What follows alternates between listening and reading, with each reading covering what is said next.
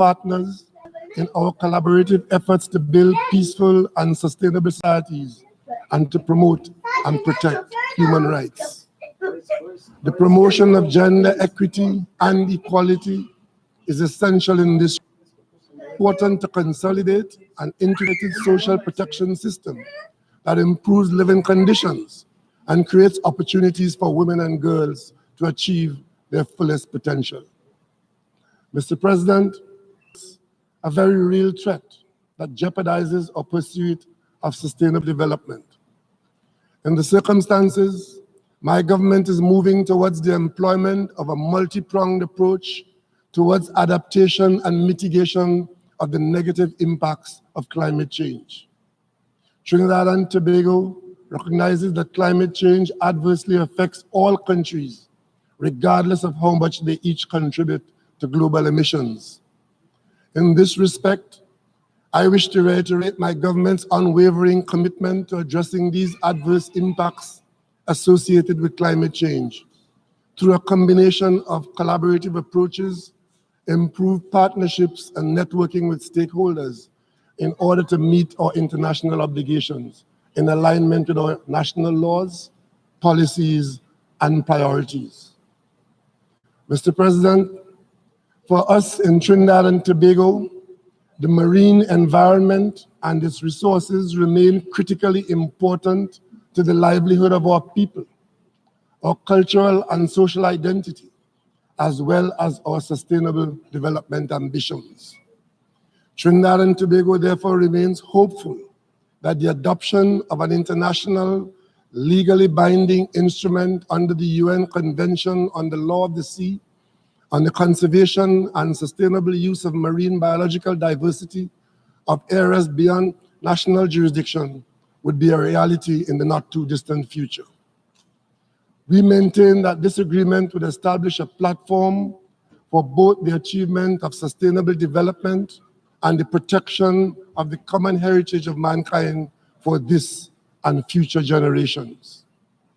Mr. President, the foreign policy of Trinidad and Tobago is guided by the tenets of respect for the sovereignty and sovereign equality of all states, non-interference and non-intervention in the internal affairs of other states, and respect and adherence to international law and the principles of the Charter of the United Nations.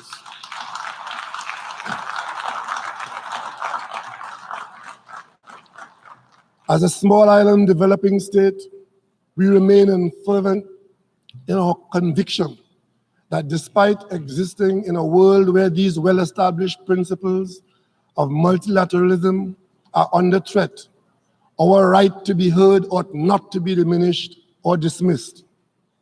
Mr. President, for us in the Caribbean region, our sustainable growth and development hinge on the maintenance of peace and security. It is in this context that I turn to the situation facing our closest neighbor, Venezuela, which is located only 7 miles off the coast of Trinidad. Earlier this year, Venezuela became the epicenter of a global standoff that saw the threat of the use of force by external forces against that country. As this worrisome development continued to escalate, Trinidad and Tobago joined with fellow CARICOM member states to push for an urgent de-escalation of tensions and to build a platform for dialogue and negotiations for a peaceful resolution to the situation. Arising out of CARICOM's non-interventionist stance and diplomacy of peace, the Prime Ministers of Barbados, St. Kitts and Nevis, and Trinidad and Tobago, as mandated by CARICOM, met with Secretary General Guterres, the permanent representatives of several influential member states, as well as other stakeholders, to underscore our concerns about the volatility of the Venezuelan situation, the safety of the citizens of Venezuela, and the stability of our region. Mr. President, we remain resolute in our conviction that for our region to remain a zone of peace, dialogue is critical and indispensable. As such, Trinidad and Tobago remains in full support of the Montevideo mechanism and any other suitable initiatives that seek to bring about a peaceful resolution through meaningful and constructive dialogue.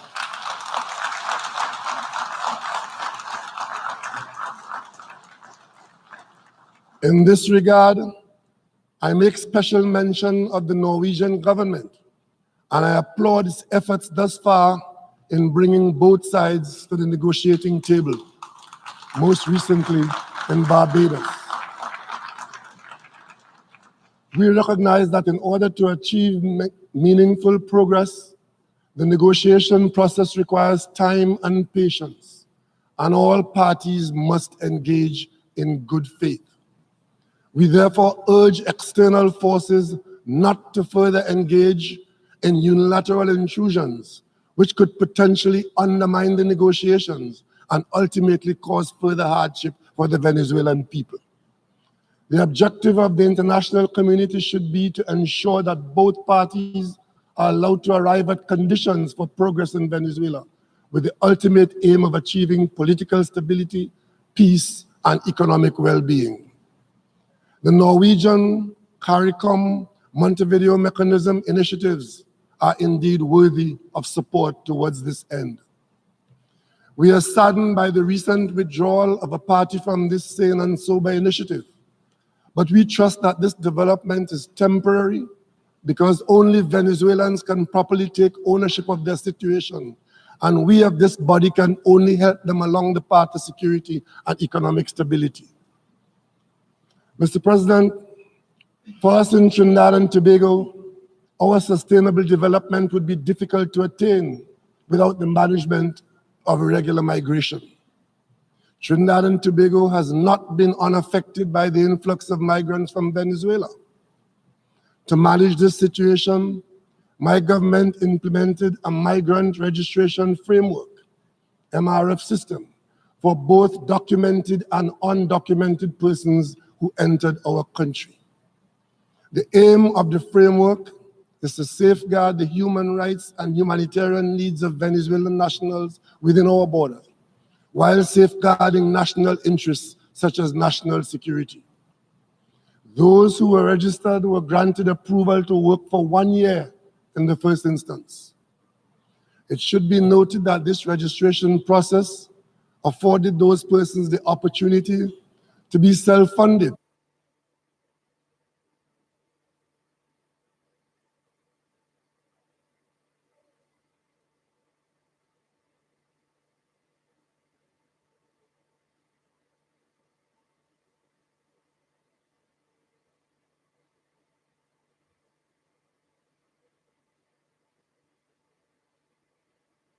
Through as a beacon to the destitute.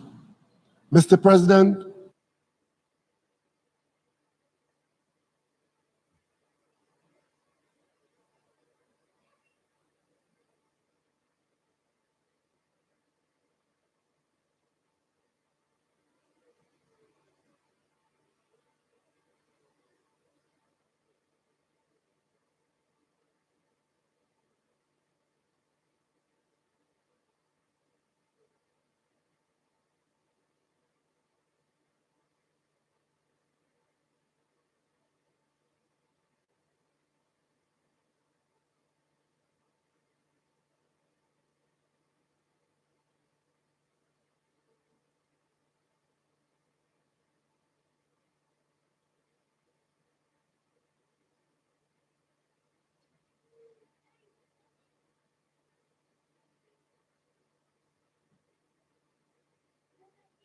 extremist groups remains a major concern.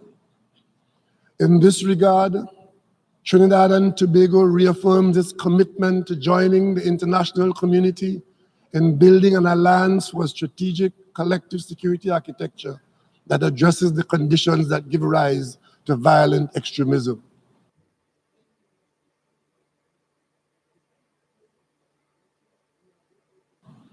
This framework, Mr. President, ideally ought to be buttressed by a robust international legal system that allows all people to live freely and in dignity, with equal protection before the law, and without fear of persecution or xenophobia. Taught us that the peace and security cannot be separated from sustainable development. In this regard, we maintain that the economic, commercial, and financial embargo imposed against Cuba, a Caribbean nation which has been in place for almost 6 decades, undermines the country's potential to achieve sustainable development and economic growth.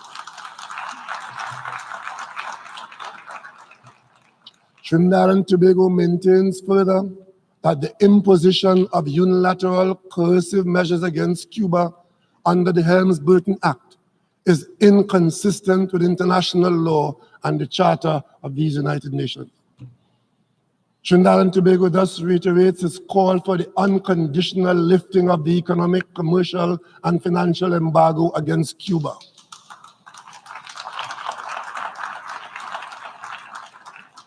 Mr. President, Trinidad and Tobago supports the mandate of the International Criminal Court, the ICC, which is to help put an end to impunity for perpetrators of the most heinous crimes of concern to the international community, as well as to contribute to prevention of such crimes.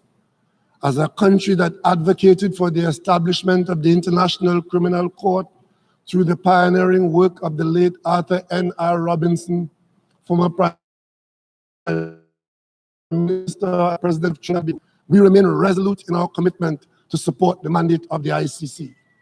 Despite its detractors and other challenges, the ICC continues to be a ray of hope to all victims of crimes within its jurisdiction who are seeking justice. For this reason, we continue to encourage those countries that have not yet submitted to the jurisdiction of the court to do so sooner rather than later, so that it can aptly fulfill its mandate with a completeness as a universal court. Mr. President, Trinidad and Tobago maintains that the use or threat of use of nuclear weapons constitutes a crime against humanity and a violation of international law, including international humanitarian law and the Charter of the United Nations. Lamentably, we have witnessed within recent times the elimination of restraints on nuclear weapons at both the bilateral and multilateral levels.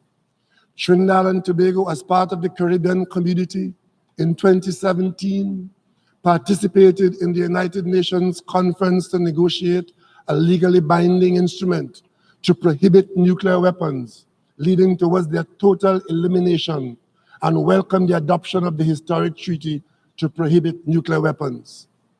In this regard, I am proud to announce that yesterday, September 26, Trinidad and Tobago signed and deposited its instrument of ratification for the UN Treaty on the Prohibition of Nuclear Weapons.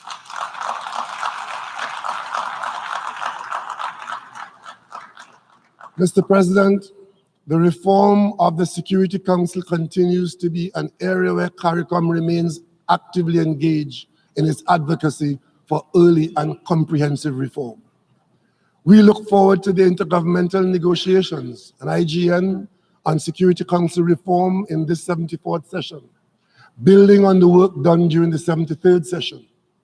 We therefore reiterate our call for all members to work collaboratively and in the spirit of compromise to reform the Security Council in a manner that would effectively address its functioning and credibility of the Security Council, making it more relevant to the United Nations and better equipped to fulfill its mandate in today's context.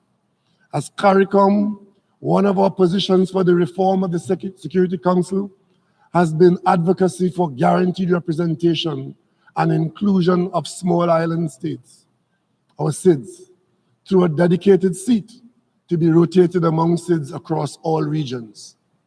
While we remain hopeful that such a proposal would eventually find favor among member states at this moment, it is with great pride that we congratulate our CARICOM nation, St. Vincent and the Grenadines, which earlier this year became the smallest nation ever to secure a seat on the Security Council.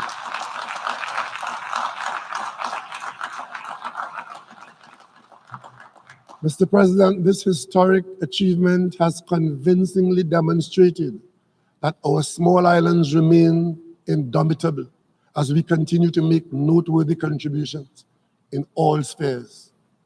At this juncture, I would like to assure this General Assembly of Trinidad and Tobago's continued dedication to the maintenance of international peace and security, which is evidenced in our candidature for membership on the Security Council for the period 2027 to 2028, for what could be the second time in our nation's history. Mr. President, as the United Nations stands on the threshold of celebrating its 75th anniversary, Trinidad and Tobago is pleased to recommit itself to the principles and purposes enshrined in the UN Charter. As member states of the United Nations, we need to recalibrate our efforts towards ensuring that our organization is effective, relevant, and fit for purpose, and that no one is left behind. I am confident that we possess the inherent desire, the will, and the impetus to achieve these goals. Mr. President, on behalf of the people of Trinidad and Tobago and our CARICOM nations, I thank you.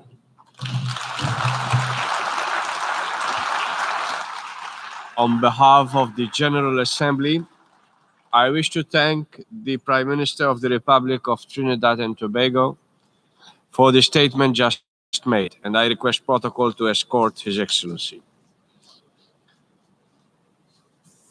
The Assembly will hear an address by His Excellency Ralph Gonsalves, Prime Minister, Minister for Finance, the Public Service, National Security, and Legal Affairs and Grenadine Affairs of St. Vincent and the Grenadines. May I request protocol to escort His Excellency.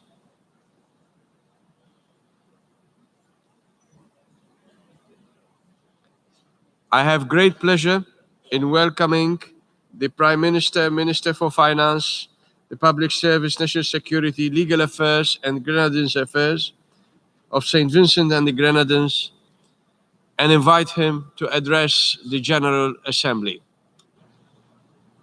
Mr. President, Excellencies, distinguished ladies and gentlemen, Robert Nesta Marley, a great poet of our Caribbean civilization, once paraphrased the book of Psalms in song, singing, "The stone that the builder refused shall be the head cornerstone." As it was in biblical and musical verse, so it is in modern geopolitics. Small island developing states, ignored by the architects of the modern world order, are now increasingly indispensable to understanding and solving the challenges of our day.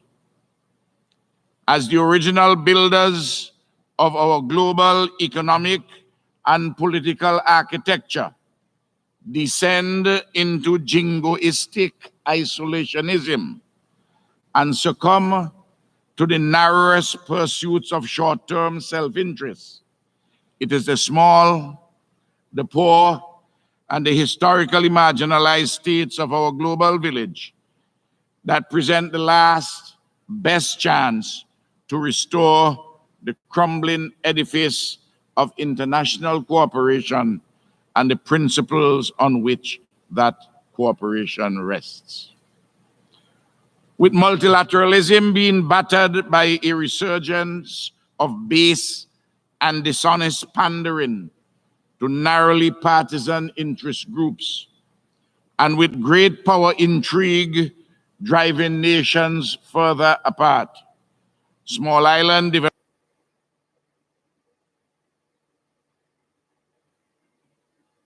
developing states by necessity will prove to be the glue that holds together this international experiment in unity, discussion, and joint action. Mr. President, is the menacing manifestation of a failed multilateralism. Faced with a common threat, ample warning, and overwhelming scientific consensus on the past causes, future impacts, and present solutions, the international community has dithered endlessly and impotently. As emissions continue to increase, legally binding limits are recast as voluntary targets, and the worst offenders hypocritically highlight the specks of pollution in others' eyes to distract from the beam in their own. At the same time, many more needlessly suffer and die, while indisputably urgent global action is intentionally thwarted by selfish short-termists and convenient climate deniers. Today, we gather in the wake of indescribable horror in the Bahamas, whose citizens and residents were terrorized by Hurricane Dorian. Weeks after the storm, hundreds remain missing. In UN gatherings, this tale has become sickeningly familiar. Only the names and locations have changed. Sadly, hurricanes are merely the most violent manifestation of climate change's insidious effects. The floods, land degradation, droughts, landslide, coastal erosions, and unreliable weather patterns across our region and elsewhere across the globe place increasingly insurmountable daily hurdles to life, living, and production in vulnerable nations, particularly small island developing states. The three international conventions touching and concerning biodiversity, desertification and land degradation, and climate change are to us a composite, integrated whole upon which our very existence depends. This week, the Secretary General of the United Nations held a summit to confront our persistent paralysis in the face of the accelerating climate catastrophe. Stripped of the crafted eloquence, the summit reconfirmed that there are basic litmus tests for commitment to climate action. Enforcement of binding emissions targets that result in a global warming of less than 1.5 degrees.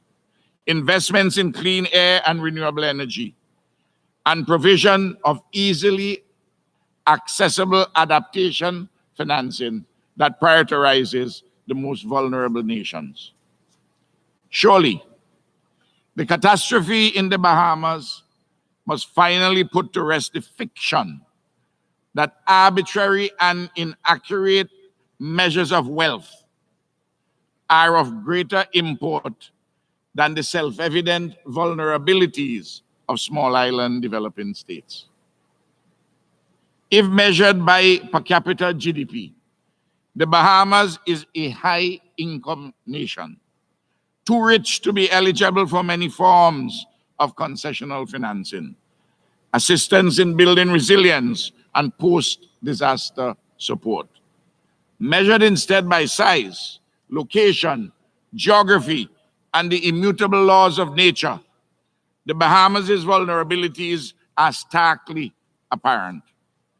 Before the fury of Mother Nature, our islands are equally vulnerable and must be equally assisted by any mechanism that purports to address the impacts of climate change. There is small island states exceptionalism, which must be factored juridically and non-discretionary in the architecture of global partnerships on this existential matter. Since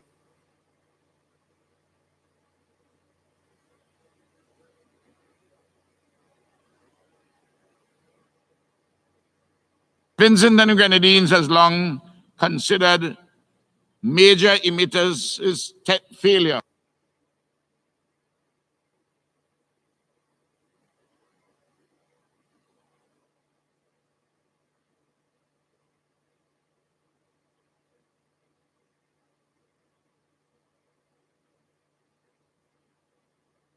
Truly can with a clear conscience proclaim friendship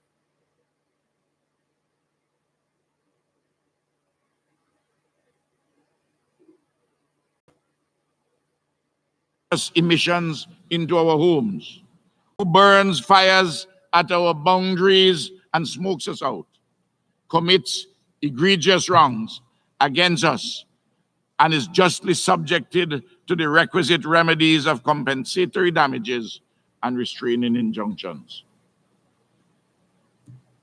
Mr. President, a different type of metaphorical storm is wreaking havoc on the bedrock principles that undergird this organization.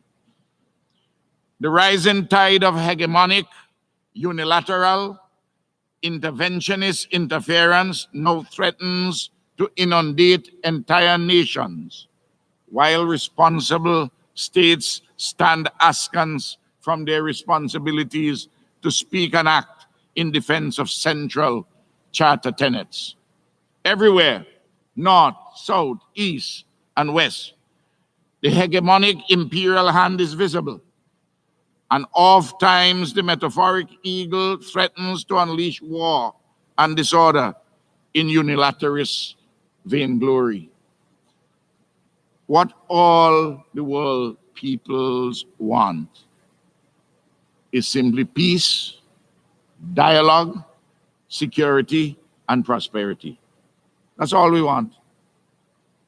The sustained and coordinated attempts to engage in externally imposed regime change in the Bolivarian Republic of Venezuela is but one egregious example of the current trend. We are witness to an illegal economic blockade, eerily similar to the one against Cuba, that we annually and overwhelmingly decry as immoral and anachronistic. We are in possession of indisputable evidence of extensive foreign interference in the sovereign affairs of the Venezuelan people and the frequent, unambiguous threats of military intervention. We are complicit in an international farce where the members of the United Nations General Assembly seat one government as representatives of the people of Venezuela, while a self-described regional agency within the United Nations, the Organization of American States, seats a different, ill-defined entity, a fictitious creation of foreign powers. We are mute in the defense of the principles that have bound us together and steered us clear of world wars for the last 74 years. Principle and international law cannot be sporadically or selectively applied. Whatever the challenges facing Venezuela, they are exacerbated, not remedied by hegemonic interventionism and compounded by our inconsistency. The solutions to the conflict in Venezuela are well known, as they are in other conflicts. The facilitation of peaceful dialogue, the cessation of outside interference or threats of intervention, and firm adherence to charter principles, including the respect for sovereignty.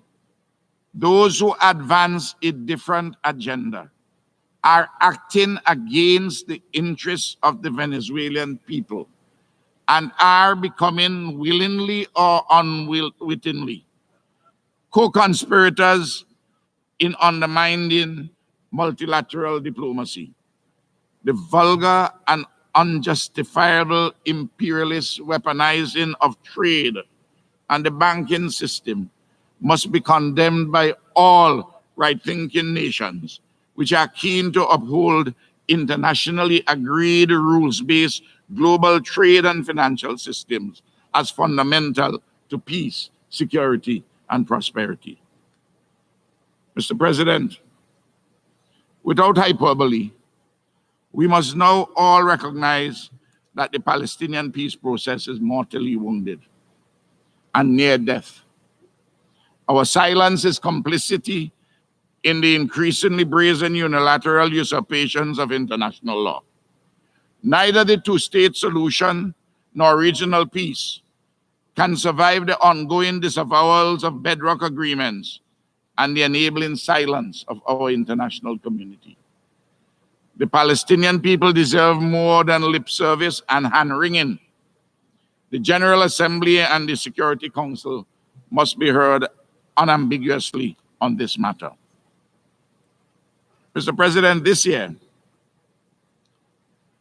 as St. Vincent and Grenadines celebrates the 40th anniversary of our reclamation of independence from a lengthy but temporary colonial rule of 216 years, we continue the process of removing historical blinders, reassessing our challenges and opportunities, and renewing our linkages with continental Africa.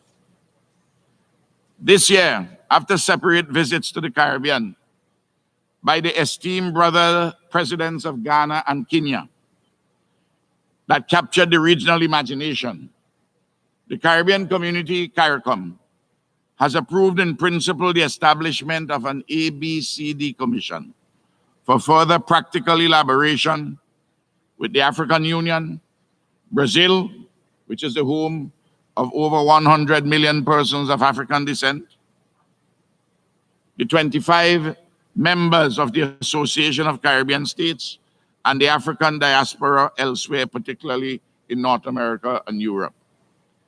The Africa-Brazil-Caribbean Diaspora Commission places the fractured global might of peoples of African descent within a single institutional framework. Within that, unity is undeniable and untapped strength. This is a concrete proposal for further upliftment of the goals and targets of the UN decade for peoples of African descent. Africa's centrality is a core feature of CARICOM's public policy. These efforts add to the political and administrative structure and adds to the abiding ache for reconnection. And this continues manifests in the Caribbean community's formal demand for reparatory justice for the crimes of native genocide and African slavery.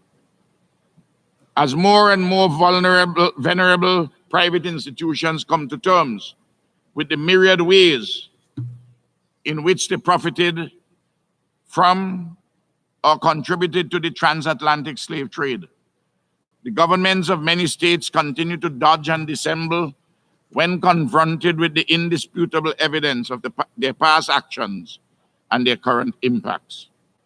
Caribbean nations will continue to push patiently but insistently for acknowledgements and actions to remedy this colossal historical injustice. This justifiable demand for compensatory resources to repair the legacy of underdevelopment, which is the consequence of native genocide and the enslavement of African bodies, is urgent and compelling.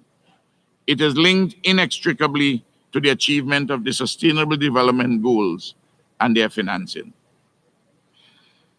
Mr. President, the eradication of poverty and the deepening of sustainable people-centered development remain my government's central impetuses. Amidst the ominous ubiquity of climate change, the unpredictability of escalating trade wars, and the daily uncertainties of erratic global policy shifts, St. Vincent and the Grenadines must seek increasingly creative pathways in pursuit of our people's right to development. Alongside our continuing efforts to engender growth and development, through greater investments in agriculture, education, health, housing, tourism, and the blue economy. St. Vincent and the Grenadines has established a well-regulated, export-oriented medical cannabis industry. This industry seeks to marry the latest scientific and pharmaceutical knowledge on cannabis with the long-standing expertise of our traditional cultivators of the plant. In defining the parameters of our medical cannabis sector, St. Vincent and the Grenadines has taken great efforts to scrupulously comply with international law, while taking into account the specific needs and characteristics of our country, culture, and people. Undoubtedly, the rapidly shifting medical and legal landscape will eventually require the international community to revisit the long-standing treaties governing the use and trade in cannabis. In the interim, it is crucial that the enforcers and interpreters of these international agreements refrain from a brand of hardline orthodoxy that disproportionately affects small states while accommodating the disdainful disregard of the law by more powerful nations. Mr. President, the General Assembly must stand resolutely against the thinly veiled war being waged against small island developing states under the guise of combating tax secrecy and reducing quote-unquote illicit financial flows. The constant bullying by ruffians, and ruffians, it's the original meaning of the word ruffians, bully boys. The constant bullying by ruffians, the bureaucrats of the European Union in particular, has revealed that the unambiguous objective of the European Union is not well-regulated Caribbean financial centers, but a decimated and discredited sector, while pandering to the thriving centers that exist within the borders of the European Union or in other more powerful locales.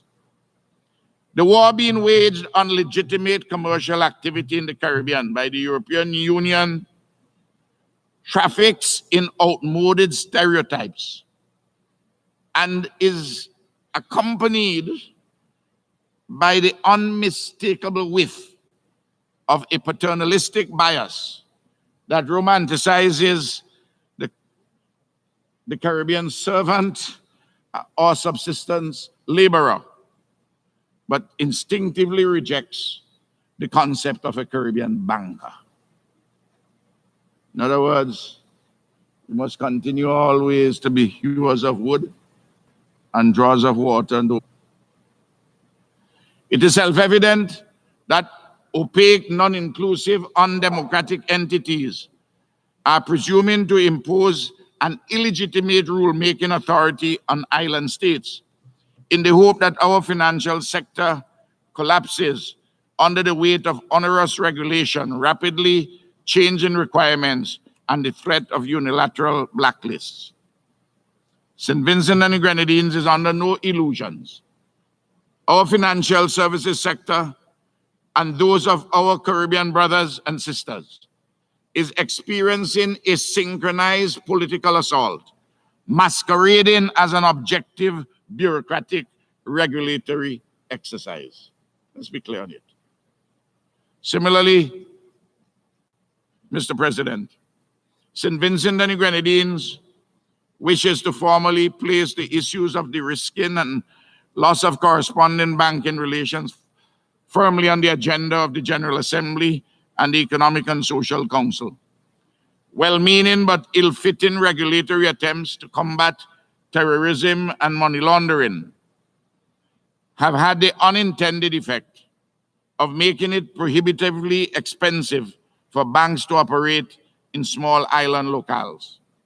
The flight of these banks and the withdrawal of relationships with other financial institutions threatens to disconnect island states from international trade and commerce with disastrous developmental consequences.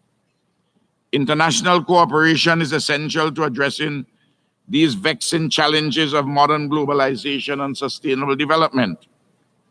Some of our allies, like Taiwan, have been exemplary in offering their perspectives and support to our developmental aspirations, and have proven time and again to be more than deserving of a meaningful role in the specialized agencies and bodies of the United Nations.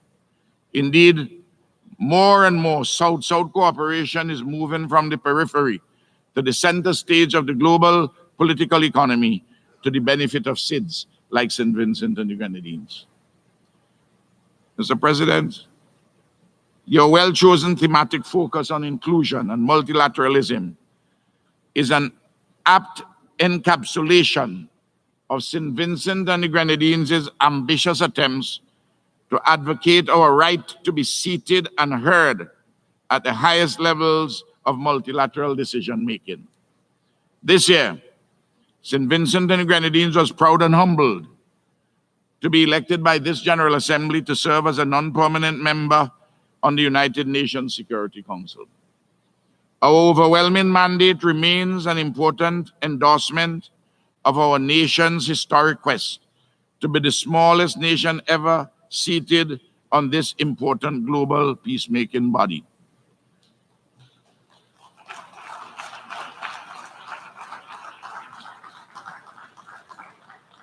More importantly, it was an unequivocal acknowledgement of the right and ability of small island states to participate meaningfully in the weightiest matters at the core of the United Nations raison d'etre. We hope membership and working methods of the Security Council should be reformed to reflect current global realities and the invaluable perspectives of small island developing states. So too must we right the historic wrong of the exclusion of Africa and others from permanent membership. We thank the General Assembly for reposing so overwhelmingly its trust in us. We ask for your continued support.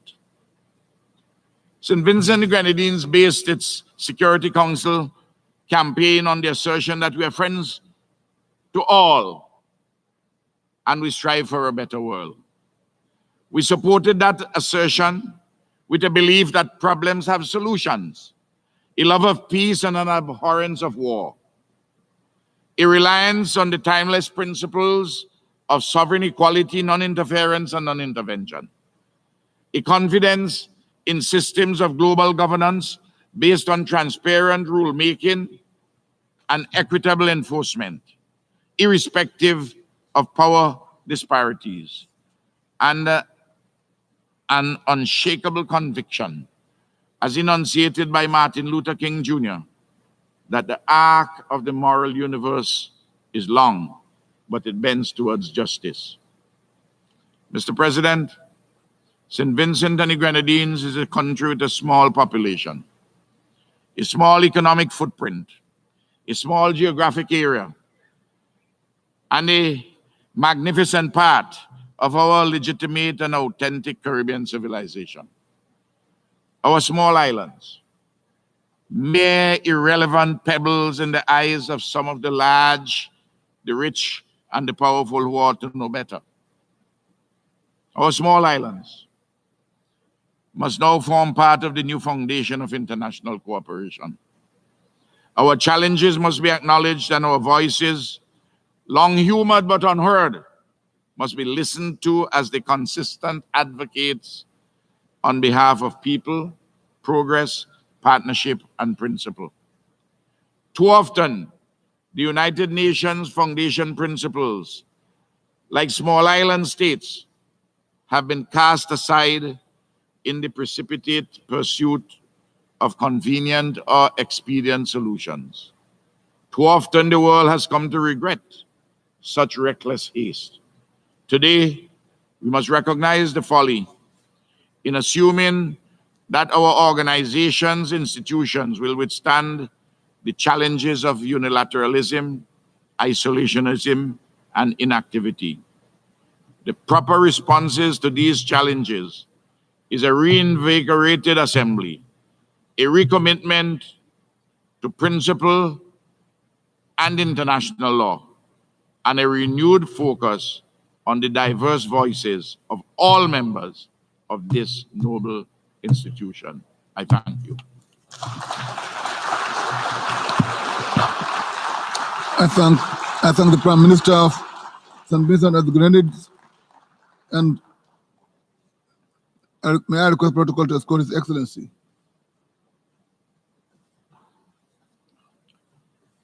Go to the next one.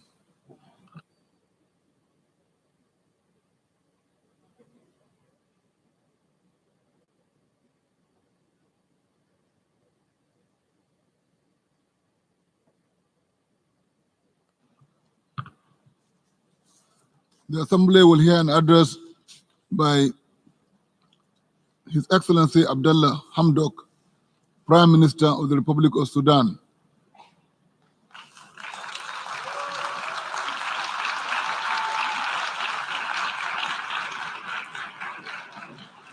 I have great pleasure in welcoming the Prime Minister of the Republic of Sudan and invite him to address the General Assembly.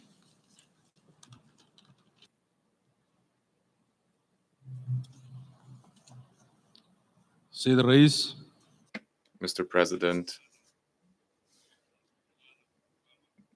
Your Majesties, Highnesses, Excellencies, Heads of State and Government, Excellencies, Ministers, Heads of Delegations, Your Excellency, Secretary General of the United Nations, ladies and gentlemen, may the peace and blessing of God be upon you.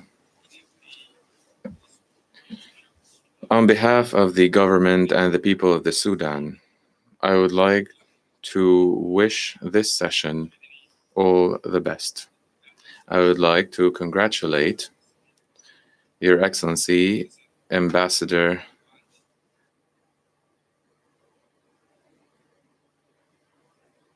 Mohammed Bandi, on your election as President of the General Assembly at this current session. I would also like to thank all members of the General Committee, and I wish you all success. I would like to express my appreciation for the skill and competence of Her Excellency Ambassador Maria Espinosa of Ecuador as President of the 73rd session. Mr. President,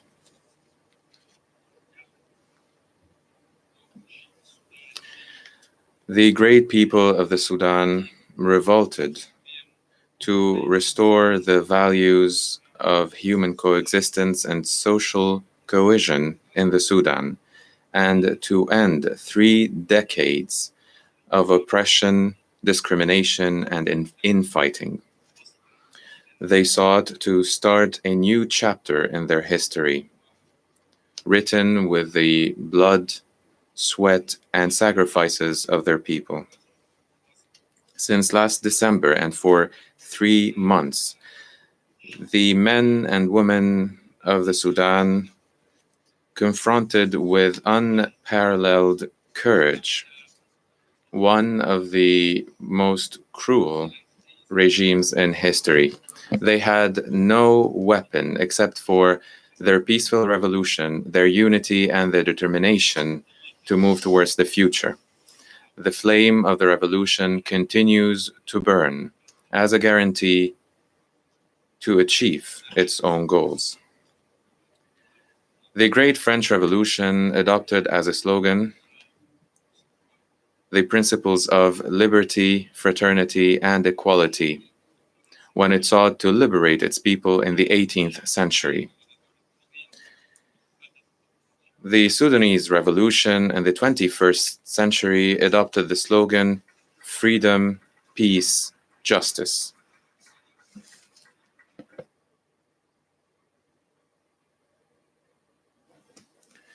Thus reviving the principles of that great revolution in order to free the Sudanese people from the shackles of oppression and indignity, to contribute alongside other people in building a prosperous world that would accommodate us all, a world that speaks to our conscience.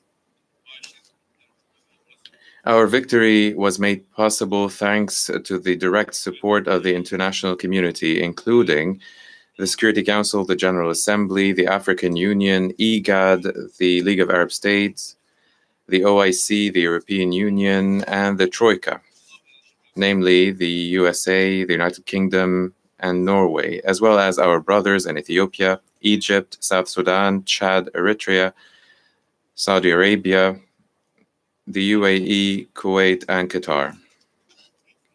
And I would like to thank them all. I would also like to thank all our friends and partners who have supported and continue to support us to this day. Mr. President, I stand before you today representing the will of my dignified people, of which I am proud, as they march firmly towards the future. As a friend and a partner on equal footing of all peace-loving nations. The people of the Sudan is seeking to start a new phase, different from the past 3 decades, reaching out to all our neighbors and to the world, guided by the principles of humanity and our wisdom. We are committed to the principles of international law, international human rights law, in order to eliminate discrimination, exploitation, injustice, and inequality. We are committed to promoting these instruments and conventions. We also commit to all diplomatic norms of good neighborliness and cooperation among nations, namely respect for sovereignty, independence, and non-interference in the internal affairs of other states. We remain committed to maintaining international peace and security. The transitional government believes that relations among nations must be based on mutual and common interests, as well as positive cooperation for the good of the people. Our world, with its resources and its wealth, is large enough for all of us, so that we can all live in prosperity and in peace. Mr. President,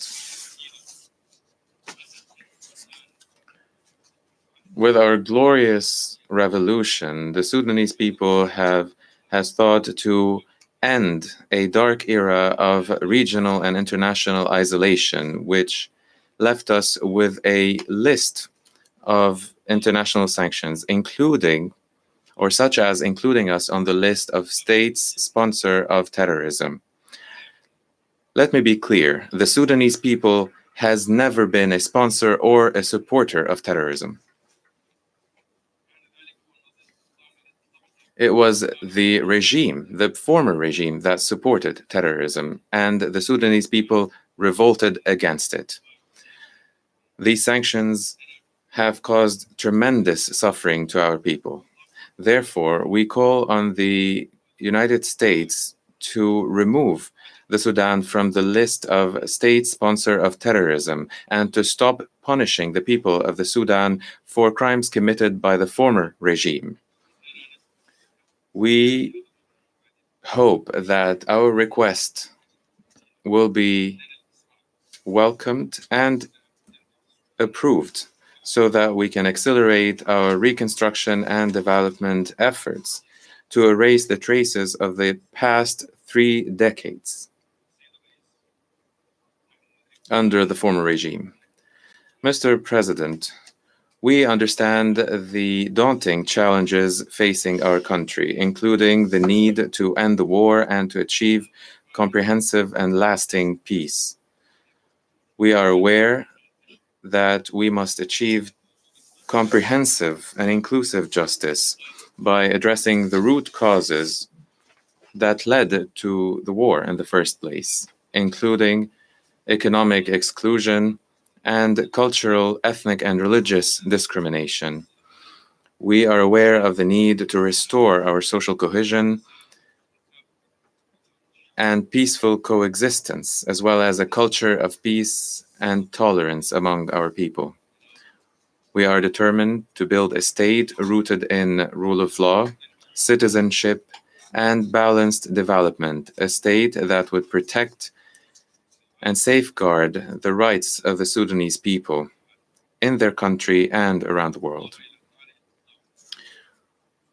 We also stress the need to address the situation of IDPs and refugees while compensating them for the damages incurred. Improving the standard of living and a better life for all people, especially in the regions affected, will be a priority for us in the Sudan. Managing the ethnic, religious, linguistic, and cultural diversity in the Sudan, while celebrating such diversity as a source of strength rather than strife and division, will strengthen the pillars of lasting peace and will provide the necessary conditions where Sudanese cultures can interact and flourish together. Mr. President, the Sudanese government during the transitional period will seek to put the Sudan back on the track of development towards achieving the SDGs by 2030. We support the title of the current session focused on poverty eradication, quality education, and climate action by launching a comprehensive national development plan based on economic governance, combating corruption, committing to transparency and integrity, and a judicious planning of our natural resources to ensure self-sufficiency and better exchanges with the region and the world. We are also committed to supporting health and education services and clean water supplies, as well as other services. These are not merely services or obligations towards our people.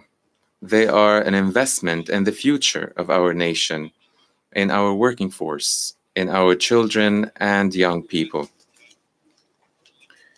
Therefore, we hope that the international community will support us in this endeavor, especially in the upcoming period. We would like to refer to the accumulating foreign debt exacerbated by the policies of the former regime that overlooked its international commitments and mismanaged its resources and its relations with foreign parties. This is an urgent issue that must be addressed at the international level, taking into account the current living conditions in the country and the need for the state to continue providing the necessary social services. The civilian government, which was the result of the Sudanese revolution, will not leave anyone behind in our development journey, which we started after the revolution. Mr. President, I would like to pay tribute to the women and men of the Sudan.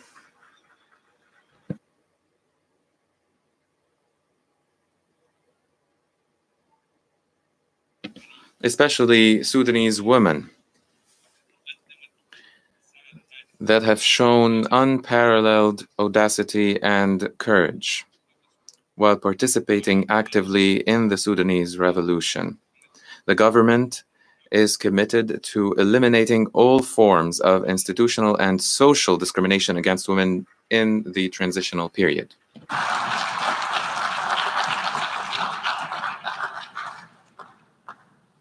وقد بدأنا فعلا هذه الخطوة بإجراء And we have started by adopting concrete measures. Today, in the Sovereign Council, 2 women were elected to that council, one of them a Copt. And for the first time, a woman will play the role of a foreign minister in the Sudan.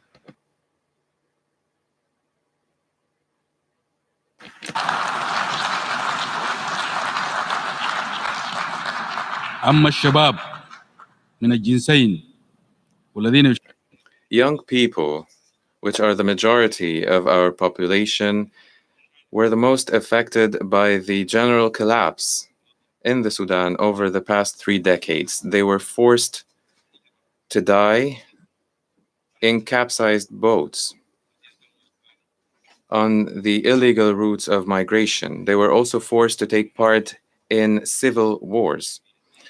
It is time to put an end to this situation. The young men and women of the Sudan made this revolution, and they will make their future as they wish. And the state will be there to help them. Mr. President,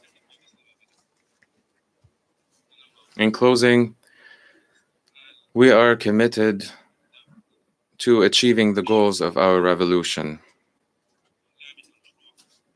translating our legitimate aspirations into reality, so that the Sudan, over the 3 coming years, can regain its natural status, befitting our civilization and our history. We call upon the international community and all members of the United Nations with an open mind to contribute with us in building a new world, a world of prosperity, peace, and love among the nations of the world, in line with the slogan of our revolution: freedom, peace, justice. Thank you, Mr. President. I thank, on behalf of the General Assembly, I wish to thank the Prime Minister of the Sudan for the statement just made, and I request protocol to escort His Excellency.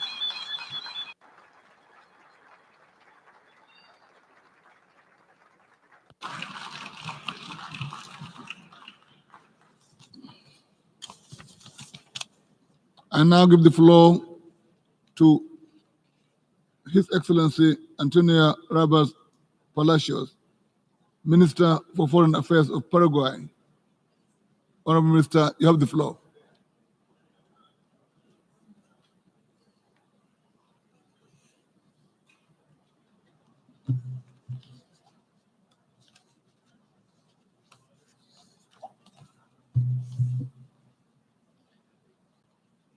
Senor President of the General Assembly,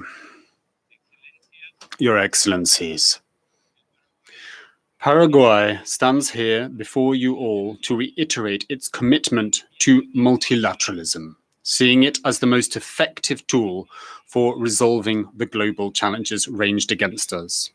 We are equally staunch proponents of the strengthening of the international legal architecture, and we uphold the respect for international law and the universally accepted principles and values.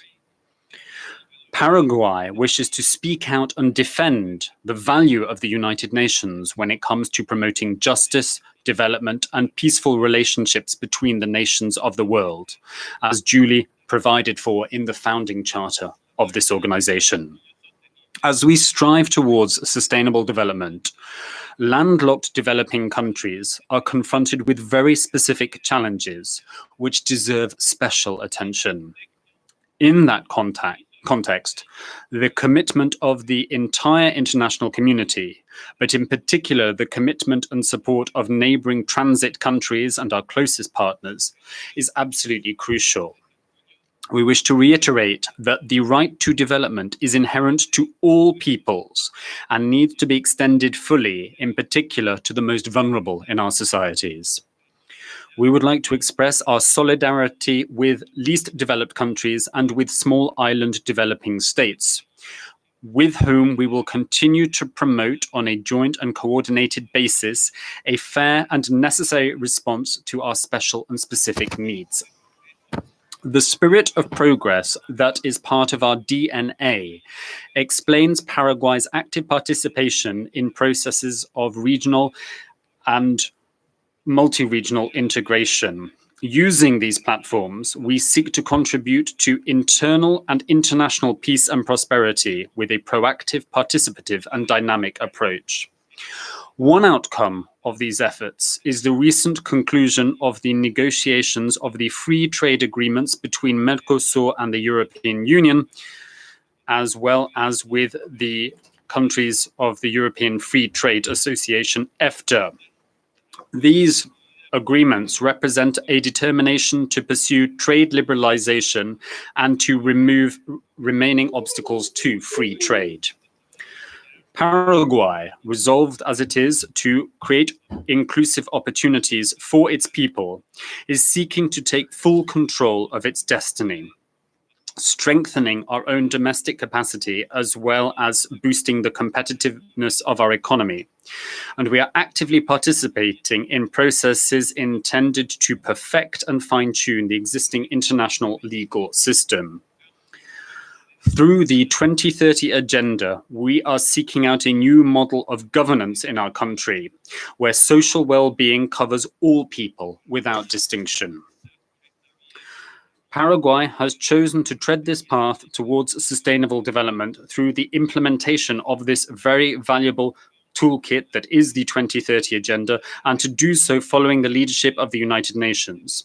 We will pursue this goal through state action on all fronts, making sure that we leave no segment of society behind in our quest for real and lasting betterment in every corner of our nation. All of this, however, will not be possible absent a real transformation and overhaul of the paradigms which currently shape citizen behavior, engagement, and experience. Paraguay is fully committed to the 2030 agenda, and we signed up to it so enthusiastically, seeing it as the swiftest way of achieving our institutional goals. And we see the United Nations as a key partner in our drive to eradicate poverty, hunger, disease, ignorance, discrimination, unemployment, inequality, and scarcity, amongst other ills that are the bitter lot of millions of persons day in and day out. In Paraguay, our responsibility is to leave no one behind. We believe that South-South cooperation should be further tapped, and we have a framework for doing just that in the outcomes of the second United Nations Conference of the Buenos Aires Programme of Action, BAPA Plus 40.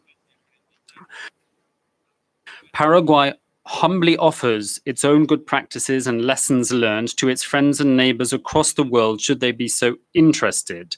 And we reiterate our commitment to continue strengthening the institutional framework of South-South and triangular cooperation at the regional and international levels. Your Excellencies, this year marks a milestone for the Republic of Paraguay, which is a pluricultural nation with Guarani and Spanish as official languages. The celebration of the International Year of Indigenous Languages in 2019 has woken us all up to the plight of hundreds of indigenous languages that are lost to us every day.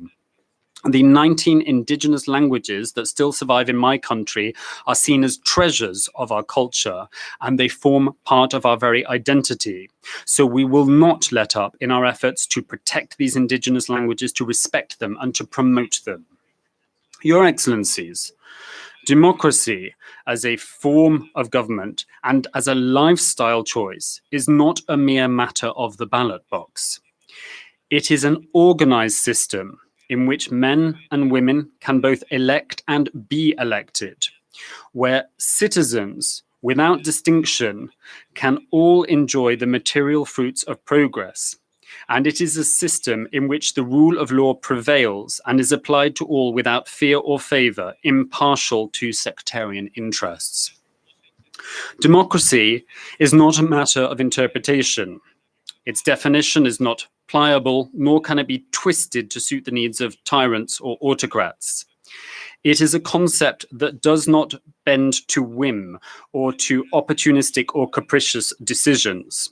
Democracy is founded on legal norms and is given teeth through institutions governed by law and by rights, because the political sphere should not be, indeed cannot be, above the law. Democracy as a system of government stands on the empowerment of the individual citizen, on the strengthening of their rights, and on the strengthening of the institutional framework of the state. By the same token, democracy thrives through constant attention to reducing and mitigating social and political tensions using tools available within the law. My own country, President, has given unerring proof of its firm determination to consolidate its democracy and to preserve and zealously nurture popular will legitimately expressed. The international community has played a vital role of partnership with the citizens and governments of Paraguay, assisting us in upholding the democratic order and civilization, whilst avoiding any disruptive interventions or meddling in our domestic affairs. We, as a result of our own experience, are firm believers in this collaborative model, which we see as an antidote to anti-democratic outbursts.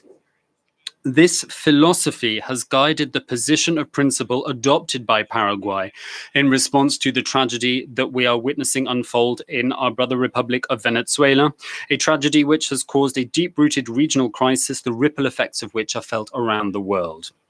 The news, the reports, and the images that circulate through various media channels faithfully depict the grim reality of the many people who are today suffering at the hands of a regime that openly disdains human rights and democracy. We need to come together to promote the restoration of democracy in Venezuela, to bring succor to those suffering from the humanitarian crisis, which has dealt such a body blow to the people of that nation. And we need to come together to reverse the tide of despair that is forcing thousands of people to flee that country every day. The tragedy is happening in Venezuela, but its concomitant crisis is regional. Your Excellencies, anyone who drives out their fellow citizens through hunger, misery, or oppression, through spreading suffering, will become a tormentor of the poor, the sick, and the starving. They will deny rights, and they will crush any opportunity for a brighter future. We need to deliver a global response to the humanitarian and migration crisis that we have seen unfold with the exodus of millions of persons who've seen themselves with no other choice but to abandon their homes, to flee poverty, violence, and extreme hardship. We have seen the first step in that vital global response in Latin America, which, despite its own difficulties and challenges, has opened its arms to its brother migrants with greatness of spirit and with generosity. Paraguay is a country of open doors, a country that believes in the potential and power of migration to contribute to economic, social, and cultural development in all nations. Faithful to this conviction, we call for migrants to be treated with dignity, in particular children and young people who are on the move. These are uncertain times for human beings and for the planet we call home. The adverse impacts of climate change are felt in every corner of the globe. And although some countries have more resources to which they can turn to pick themselves back up in the wake of a disaster and to continue on in their previous behavior as if nothing had happened, we will inexorably reach the point of no return, a point at which nobody will be able to escape the consequences of environmental degradation. Paraguay, as a landlocked developing country, is severely impacted by the consequences of climate change. Recently, hundreds of thousands of hectares of forests were devastated by raging wildfires that destroyed a significant share of the rich diversity of the Gran Chaco Plain. I would like to take this opportunity to thank all those countries who offered us their aid and support at such a trying and painful time. The changes which the planet is crying out for are to be found in collective action through global platforms, where every state is able to respond to midterm and immediate challenges responsibly according to their capacities and resources. By the same token, a major contribution to this cause will be made by strategic partnerships. On this particular point, Paraguay in association with the Green Climate Fund and the FAO, recently wrapped up negotiations to establish a special fund for reforestation, which will, in addition to preserving the environment, boost our drive to end extreme poverty, which is affecting the most vulnerable sectors of our society. A further example of a successful strategic partnership is the hydroelectric enterprise that Paraguay shares with Brazil called Itaipu Binacional. The origins of this project were a desire to make fair use of our shared natural resources, and this project represents a successful example of an initiative aimed at ensuring the output of clean and renewable energy.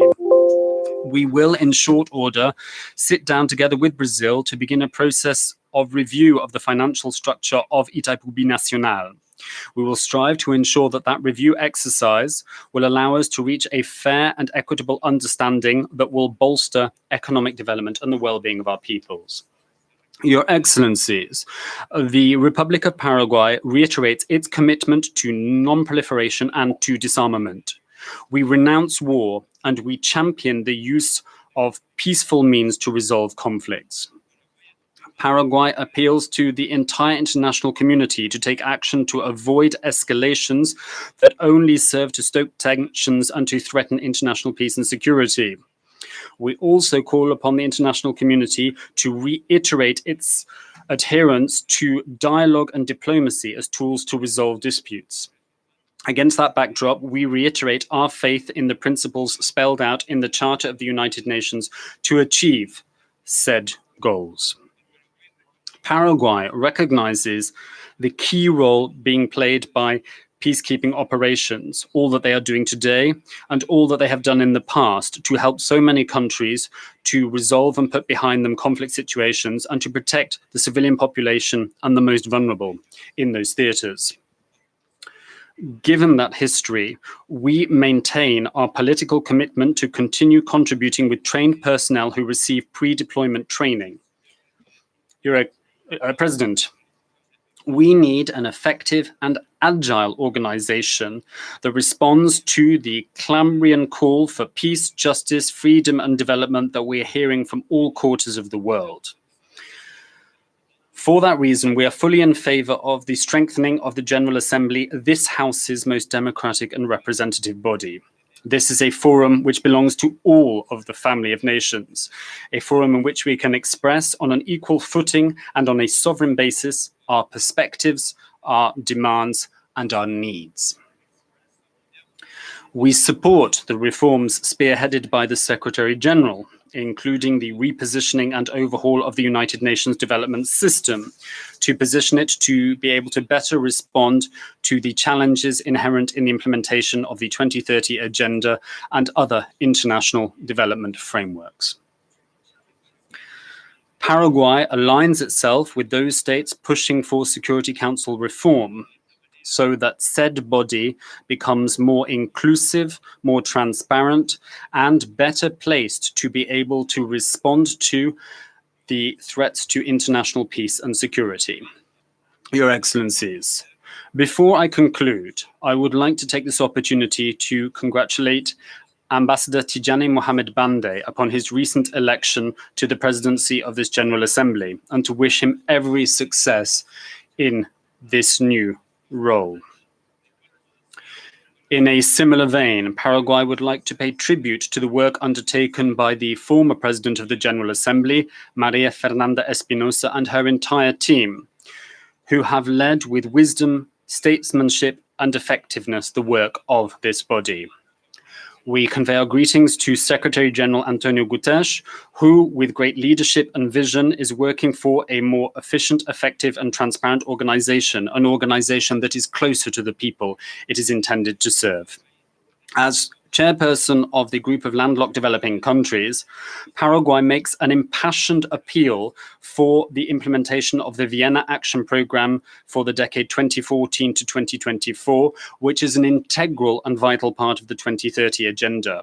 The midterm review of the Vienna Programme of Action is scheduled for the 5th and 6th of December this year, and I take this opportunity to invite all delegations to participate in that midterm review at the highest possible level.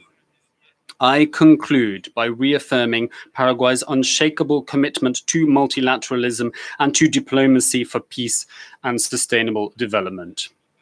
My country will continue working hard to preserve and uphold the United Nations and its tireless work for the noble and just causes of humanity.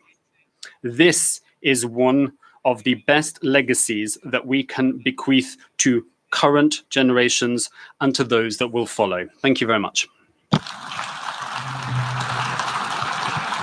I thank the Minister of Foreign Affairs of Paraguay for his statement. And now give the floor to His Excellency Minister of Foreign Affairs of Iceland, His Excellency Gudlaug Gor. So